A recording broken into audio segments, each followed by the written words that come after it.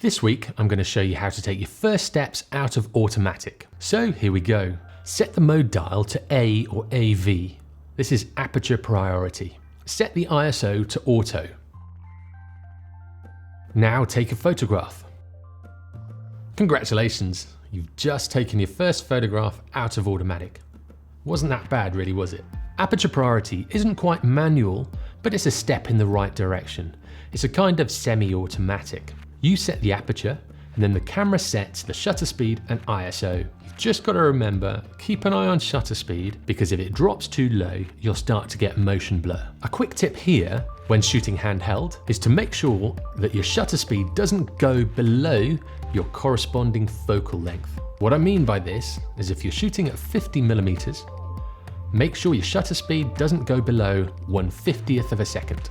Or if you're at 200mm, make sure you're shooting at 1/200th of a second or faster. This really helps get sharper images. If you're really struggling with this, switch it over to S or shutter priority and set your shutter speed to the corresponding focal length that you're shooting at or faster. Now find where exposure compensation is on your camera. This will come in handy when it comes to shooting in P, S or A. On the Sony cameras, exposure compensation can be found on the dial on the top, which makes it really easy to access. On the Nikons and Canons, it's within the plus/minus button, but find it and familiarize yourself with it. Exposure compensation is a way of influencing the exposure that the camera thinks it should be.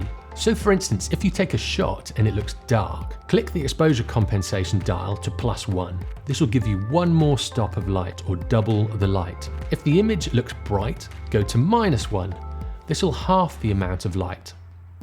What you'll find is there are increments between these as well. And this means that you can really hone in and get the exposure that you want. You'll also have an exposure meter on your monitor or in the viewfinder. When you use exposure compensation, it'll be shown on this. On the Sonys, the number goes red and has a plus or minus next to it. I've quickly set this rig up to show you how exposure compensation works. I've got a big light behind the camera. I've got no lights on in the kitchen behind me, so it's quite dark and that's quite bright. In aperture priority, the camera is exposing for the whole image, so it's taken into consideration those dark patches as well as my face. With the exposure compensation set to 0, my face is overexposed just slightly.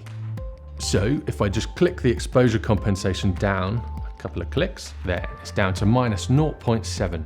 That's just under one stop of light, so I've almost halved the light coming into the camera. You can see my face is exposed a lot better. The background is darker, but in this instance, I'm the subject. Let's look at the opposite. I'll just pick the camera up. Now this is a very different exposure. I've got this really white bright bit here. This is tricking the camera's light meter into underexposing the subject, which again is me. So if I set the exposure compensation back to 0, let's have a look at the image. There, with the exposure compensation on 0, I'm still underexposed. So if I have it on +0.7, which is just under one stop of light, this is exposing my face a little bit better. This is a tricky shot. I've got this big bright light here lighting this side of my face. I've got nothing lighting this side of my face. So the dynamic range is quite high. I'd never shoot like this, but I'm just showing you this as an example. So exposure compensation makes these modes really powerful. You can very quickly get a photograph, and if the exposure's not quite there, you can dial it in within an instant. One reason why you might want to take control of aperture is to control the depth of focus. So say if you have your camera, you'll have a certain bit in focus, and with the aperture, you can control how deep or how narrow this is, and it's the plane of focus or the focus depth. In this image, you can see I'm in focus and the background isn't. If I just tweak the settings a little bit,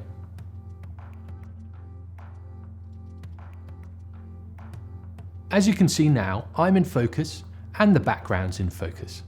So with a high F number, say F16, you can have most of the image front to back in focus. With a low F number, F4, more like F2 and F1.8, and even lower, less will be in focus. So this is F16, and this is f2. So the lower the f number, the narrower the amount that's in focus. This shows how powerful aperture priority can be. So remember, set the mode dial to A or AV, which is aperture priority, set your ISO to auto, and then use the exposure compensation to tweak in that photo just to get the perfect shot that you want. I use this mode when the conditions are changing a lot. I can take a photo and very quickly dial in the exposure. So follow this for a tentative step out of automatic. And remember, if it all goes wrong and you're not getting the shots that you want to, you can always switch to auto. But if you persevere, you'll learn so much about photography and your pictures will get so much better. If you've got any other ideas of getting out of auto, or if you have any questions, leave a comment below or drop me an email. As always, if you liked what you see, give us a thumbs up. If you didn't, give us a thumbs down. If you want to see weekly tutorials, hints and tips, subscribe and turn on notifications. I'll see you in the next one.